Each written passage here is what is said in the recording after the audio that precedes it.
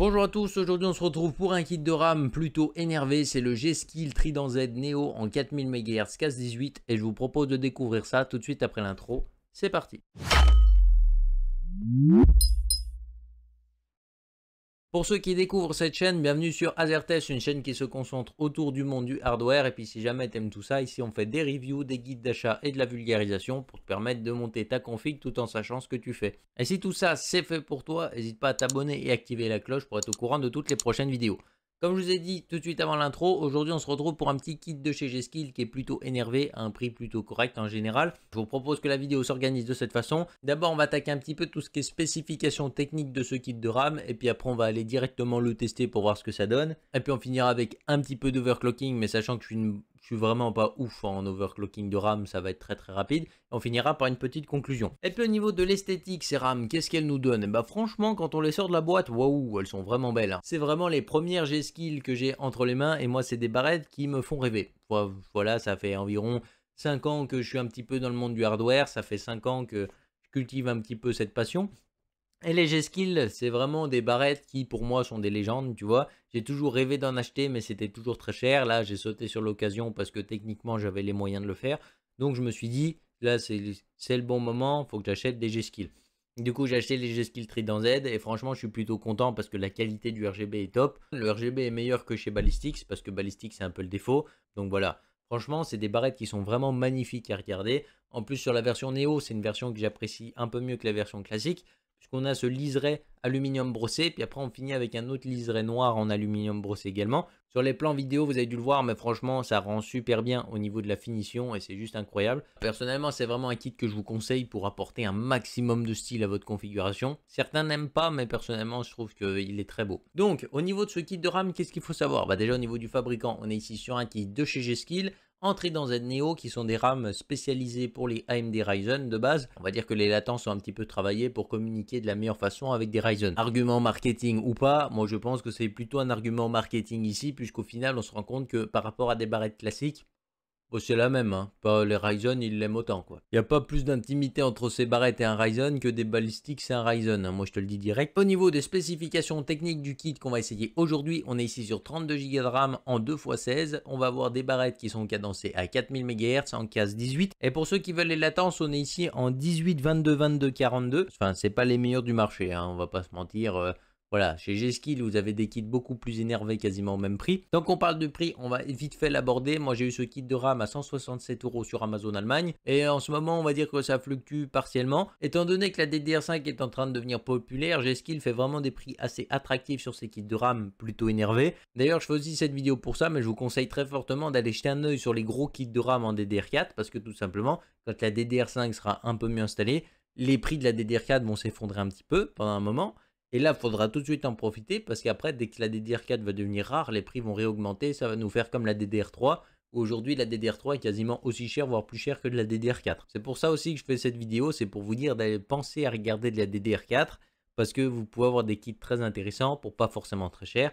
Même si on vous dit que la DDR5 c'est forcément plus performant, quoi. Et dans ce kit de RAM, ici on va retrouver des puces de chez Hynix et c'est ici des DDI. Alors je suis un peu dégoûté puisque suivant le kit que vous choisissez, je sais que par exemple le kit de 3600 MHz CAS 16 ou CAS 14, en général vous avez dedans des puces Samsung en BDI et là niveau overclocking ça fait vraiment du sale. Là, ça a été un petit peu la mauvaise surprise parce que je ne me suis pas totalement renseigné. Puis bon, il n'y a pas énormément de reviews sur ce kit 4000 MHz CAS 18, je trouve. Donc finalement, on se retrouve ici avec des puces Hynix en DDI. Et ceux qui aiment l'overclocking, c'est pas le top. Personnellement, comme je vous ai dit, en overclocking de RAM, c'est pas ma tasse de thé spécialement. C'est un détail que les overclockers devront prendre en compte ici. Maintenant, vous en savez un petit peu plus sur les spécifications techniques de ce kit, comment on va faire pour tester tout ça. Donc, je vous propose de vous mettre le protocole de test. On va tester tout ça sur un Ryzen 5 3600, overclocké à 4 GHz pour 1,325 volts. On l'a mis sur une B550 Asus ROG Strix E-Gaming, qui est une assez bonne carte mère, qui va lui permettre d'avoir un maximum de stabilité ici. J'ai monté le FCLK à 2000 MHz pour être au milieu de la fréquence. Étonnamment, ça tient. Bon, par contre, au niveau overclocking, après, je ne l'ai pas remonté parce que après ça tenait plus, hein. Mais déjà 2000 MHz avec le FCLK, Apparemment, c'est pas mal des reviews que j'ai vues, puisque souvent, c'est pas très stable. Donc là, ça tenait à 2000 MHz. Du coup, la mémoire était cadencée à 4000 MHz. On a activé le DOCP pour qu'elle prenne toutes ses latences comme c'était prévu. Au niveau du refroidissement, on était ici sur un Arctic Freezer A35. Et puis sinon, tout le reste de la configuration, c'est dans la description que ça se passe. Comme ça, vous en saurez un maximum. Au niveau des logiciels de test, justement, comment ça s'est passé? J'ai fait pas mal de bench CPU, un petit peu les mêmes que quand je teste des processeurs d'habitude. Simplement, ça nous donne les scores et puis comme ça, on va pouvoir calculer les performances qu'on gagne. Si vous connaissez des logiciels de burn qui sont particulièrement bons pour voir les différences avec les kits de RAM, je suis preneur parce qu'honnêtement, j'ai cherché un peu. J'ai pris ce que je trouvais à droite à gauche, mais peut-être que vous connaissez des meilleures références que moi. Et si jamais ça peut me permettre d'améliorer mes tests, n'hésitez pas à le dire dans l'espace commentaire parce que ça m'aidera à progresser. Maintenant que vous savez tout ça, à quel kit de RAM a été comparé ce kit? Ce kit a été comparé à un kit de 2x8 Go en 3000 MHz casse 16 de chez Corsair, c'est des Corsair RGB. Et il a été également comparé à un kit de 2x8 Go en 3200 MHz casse 16 de chez Ballistix, qui étonnamment lui en overclocking il montait un petit peu plus haut. Mais vous allez voir ça quand on parlera de l'overclocking. Je vous propose de découvrir les perfs et puis on en reparlera juste après pour parler un petit peu de l'overclocking.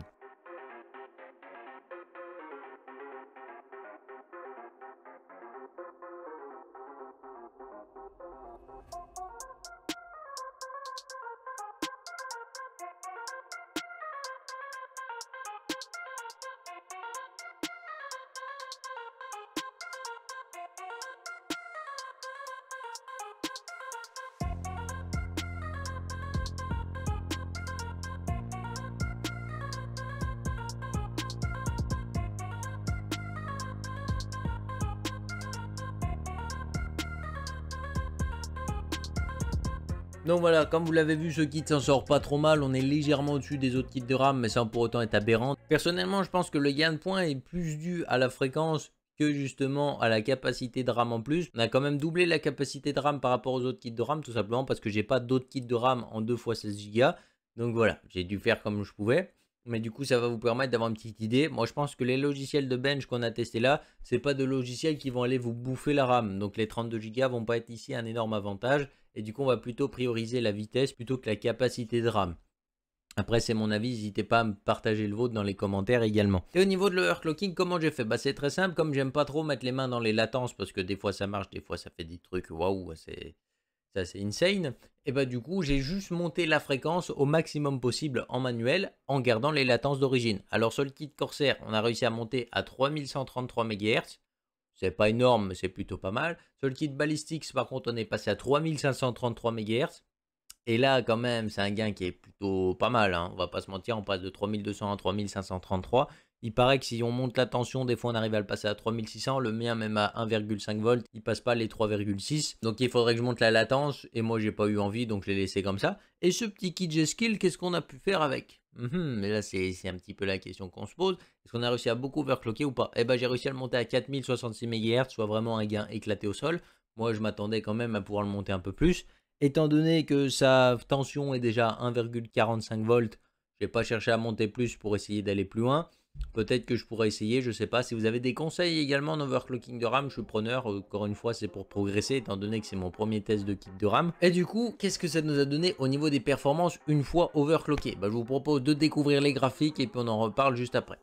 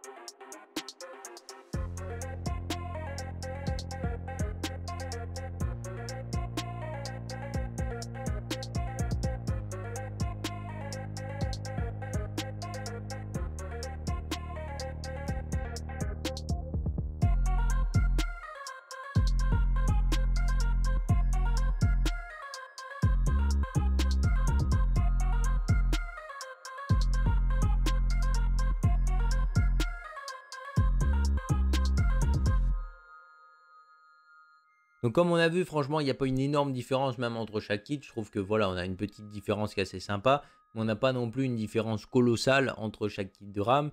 Ça se joue à quelques pourcents. Bon, quand on veut gratter des pourcentages, c'est pas mal. Avec justement le Ryzen 7 5700X qu'on a déjà testé sur la chaîne, je vous mets la vidéo juste là. Et bah ça permet notamment quand on overclock le kit de RAM de dépasser les 16 000 points sur Cinebench. Ça permet de dépasser les 16 000 points sur Cinebench R23. Ça permet de dépasser les 6 000 points sur R20. Mais voilà, ça permet quand même de grappiller un petit peu de pourcentage qui vont être notables quand même par la suite.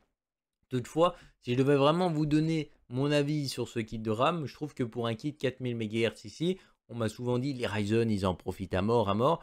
Mais j'ai pas essayé sur du Intel parce que je voulais vraiment voir une différence dans cette vidéo. Mais je trouve qu'on voit pas non plus une énorme différence par rapport à, comme je disais, mon 3533 MHz sur mes Ballistix. Tu vois ce que je veux dire? Les Ballistix, c'est un kit de RAM qui coûte relativement pas cher parce que je crois que vous le trouvez. Enfin, maintenant les Ballistix comptent un rein, mais je sais qu'à l'époque elles coûtaient pas très cher. Il y a de ça, 6-7 mois. Les Ballistix pour aller 70-75 €, vous aviez les Ballistix RGB en 3200 MHz.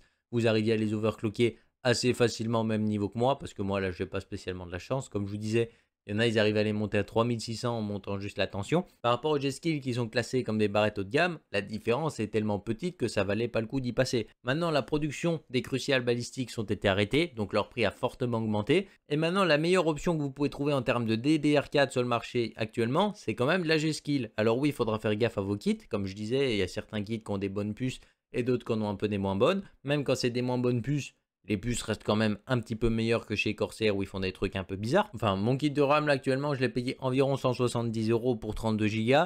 Et chez G-Skill, on a d'autres options qui sont plutôt intéressantes. Toutefois, je vous conseille de vraiment faire attention au kit que vous achetez, puisque chez G-Skill, même les casques qui arrivent derrière le principal, donc par exemple quand on vous dit casse 16, derrière on va voir ici par exemple 22, 22, 42. Tu vois ce que je veux dire? Et bien ces casques là, ils peuvent changer énormément d'un kit à l'autre chez G-Skill. Et par exemple, vous pouvez vous retrouver avec un kit de RAM qui va faire 3600 casse 16, 22, 22, 48. Et puis après, vous avez à peu près le même kit de RAM sur un autre site internet, 22, 38, 38, 41. Tu vois, ou des conneries comme ça. Bon, j'invente les casques, mais grosso modo, c'est pour vous dire qu'il faut faire attention au kit de RAM que vous privilégiez. Et suivant les cases justement qui suivent, d'ailleurs je m'en suis rendu compte après, et ben ça vous donne à peu près les puces qu'il y aura dedans.